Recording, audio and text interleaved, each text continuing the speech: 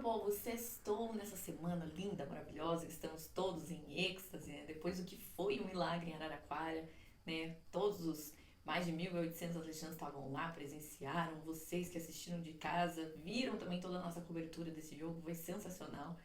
E, enfim, o Atlético chega para o seu último jogo da Série B de 2025, precisando só de um empate para o seu tão sonhado acesso para a Série A. E olha, tem muita coisa de mercado já acontecendo também, muita notícia para falar aí desse jogo e também do 2026 do Atlético. E a hora é agora, nesse seu resumo semanal, então bora lá. Antes de falar aqui, tá, de quem fica, quem sai, jogadores que o Atlético já tá de olho, antes de falar no 2026, vamos continuar falando de 2025, vamos continuar falando aí desse último jogo contra o América Mineiro. O Atlético conquistou um resultado, baita resultado lá contra a Ferroviária, num jogo, né, que parecia perdido por uns momentos, muito tenso. Teve a falha do Santos, mas ainda bem que ela não vai ficar aí na memória, né, na história, porque João Cruz e Renan Peixoto mudaram a história do jogo, o Leozinho também entrando, enfim. Então, os desdobramentos agora desse jogo para a Ferroviária e que vão acabar impactando no jogo contra o América Mineiro. Primeiro, né, os desfalques. Léo Derek acabou saindo, sentindo já ali no final do primeiro tempo, levou uma pancada que nem falta, foi um absurdo. E foi constatado, então, o edema ósseo no joelho do Léo Derek. A gente trouxe aqui já vários vídeos explicando para vocês que o Atlético ia tentar fazer um tratamento super intensivo para o Léo Derek estar à disposição no domingo.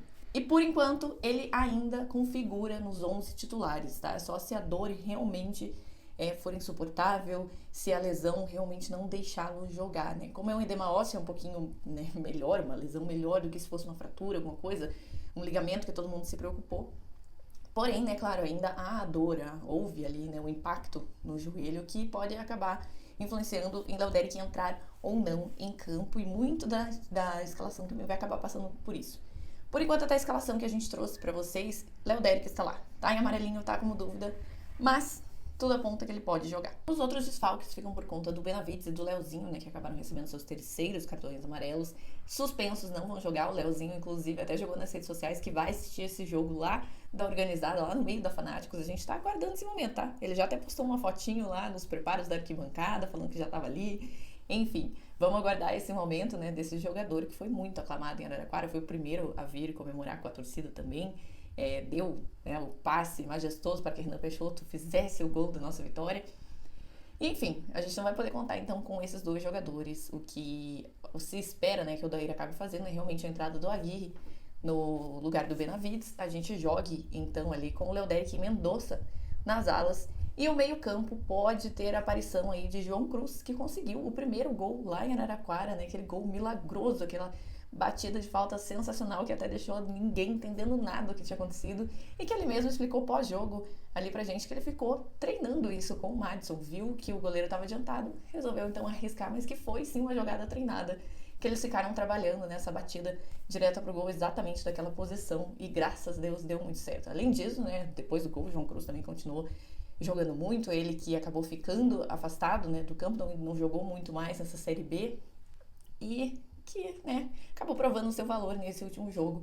Então pode ser que o meio-campo tenha aí a aparição de João Cruz para a saída do Patrick e a entrada então de Zapelli e Felipinho para fechar Julimar e Viveiros também essa escalação. E bom, agora sim vamos falar então do entra e sai possível que vai começar a acontecer já depois que acabar esse último jogo contra o América, que a gente espera aí com o acesso confirmado. Então 2026 o Atlético começa a ser trabalhado, até porque, minha gente, a Série A começa já em janeiro, então a janela tem que ser feita aí já em dezembro, né? O que a gente já sabe, saídas certas, tá? Meia Juliano e Lucas Beleze, ambos com contratos até dia 31 de dezembro, não terão seus contratos renovados. E encerram então a sua passagem no Atlético assim que encerrar este ano, né? A gente vai lá comemorando o ano novo, eles terão outro destino. Além disso também, o Fernando, o lateral Fernando, a gente já veio comunicando vocês, falando que o Atlético não quer contar com o atleta em 2026, porém o contrato dele vai até o final de 2026 e a tendência é que o Fernando seja emprestado, mas o clube realmente não conta com o atleta para a próxima temporada jogando aqui com a camisa rubro-negra. Temos ainda a discussão sobre o Felipinho, o contrato dele vai até 2027 com o Atlético e o clube entende, né, que o jogador oscilou demais nessa temporada, teve jogos muito ruins e ao mesmo tempo também teve jogos muito bons, né, o que deu margem ali para se entender que ele pode evoluir porque claramente, né, em todas as análises que a gente trouxe aqui também, o Felipinho é aquele volante destruidor, né, que consegue roubar ali a bola, porém, na parte de construir uma jogada, ele já tem mais dificuldade. E o Atlético, então, avalia, né, quanto o Felipinho poderia realmente evoluir, se isso trabalhado vai se conseguir essa evolução. O clube ainda entende que pode haver essa evolução sim e deve decidir aí nesse final de ano também qual vai ser o futuro do Felipinho. E agora sim a gente vai falar então dos jogadores que o Atlético já está de olho, negociando aí para um 2026. O primeiro nome que a Atlético trouxe para vocês foi o de Léo Bittencourt, o teuto brasileiro, sim, que quer dizer que ele é alemão e brasileiro. Ele nasceu na Alemanha, tem uns pais brasileiros, né? Nasceu lá porque o pai dele estava jogando na Alemanha na época, fez toda a sua carreira ali na Bundesliga e é um jogador que o Atlético então está com interesse. Ele é meia direita, tem característica mais de articulação e o Atlético entende que seria então um jogador interessante para trazer essa característica que falta no time, esse camisa 10, alguém que possa dar mais qualidade ali para o meio campo e articulando as jogadas, criando as jogadas, né? A gente sabe, hoje tem o Bruno Zapelli, a gente não sabe no futuro de Bruno Zapelli se vai ficar no Atlético ou não, tá falando muito então de despedida aí, mas enfim, o Atlético já olha então para esse meia-direita lá da Alemanha. Outro jogador aí, 31 anos, ponta, que foi destaque do Botafogo em 2023, Vitor Sá,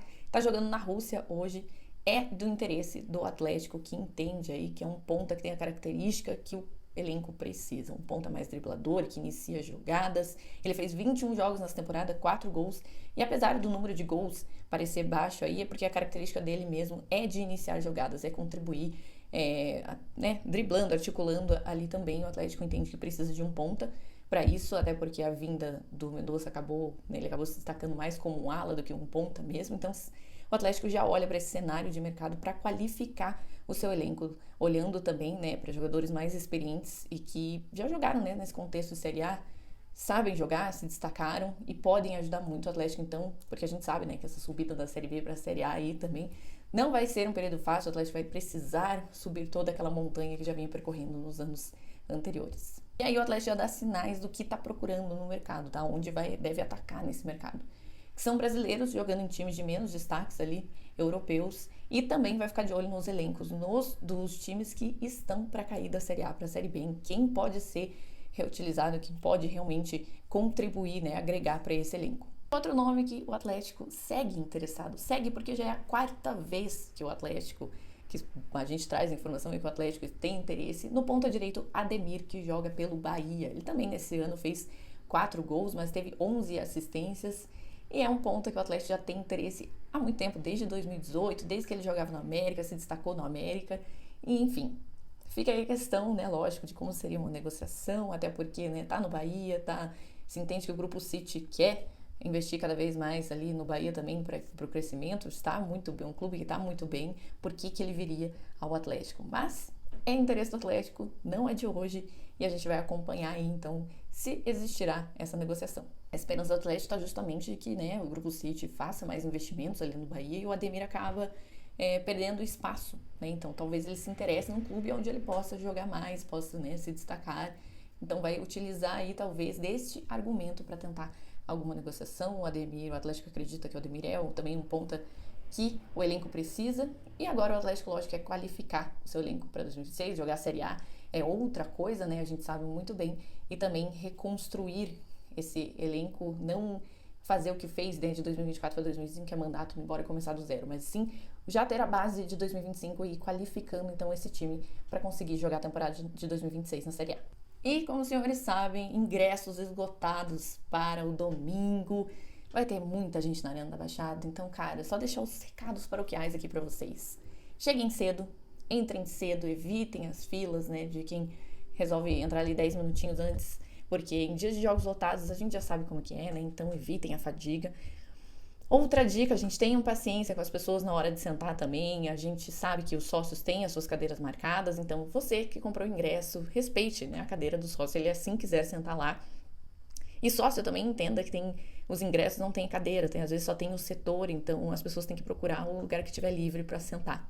Acho que se todo mundo tratar com educação, entender, né, porque a gente sabe que infelizmente a gente ama ter a nossa casa cheia de festa, mas acaba ocorrendo aí esses probleminhas, né? O clube até poderia ajudar deixando mais claro essas informações para todo mundo. Mas então a gente faz a nossa parte aqui, que é alertar então todos vocês, porque o que a gente mais quer é ver o Caldeirão fervendo mesmo, uma festa bonita pra gente empurrar o nosso time, comemorar muito uma vitória, comemorar muito um acesso para a Série A, que é isso que a torcida merece, não merece o que foram esses 2 últimos anos. E tenho certeza que domingo, 4h30 da tarde, estaremos todos lá para cantar em um só coração, na sintonia que sempre foi tão bonita entre time e torcida. E a Tretes vai estar lá também. Nossa jornada vai começar 2 horas antes, então 2h30, a gente já vai estar online, trazendo pré-jogo ali. Passa lá no Boteco do Preto, dá um oi pra gente também. Depois tem a jornada, depois vai ter o pós-jogo. E, gente, insanidade total o que vai ser a live de pós-jogo, tá?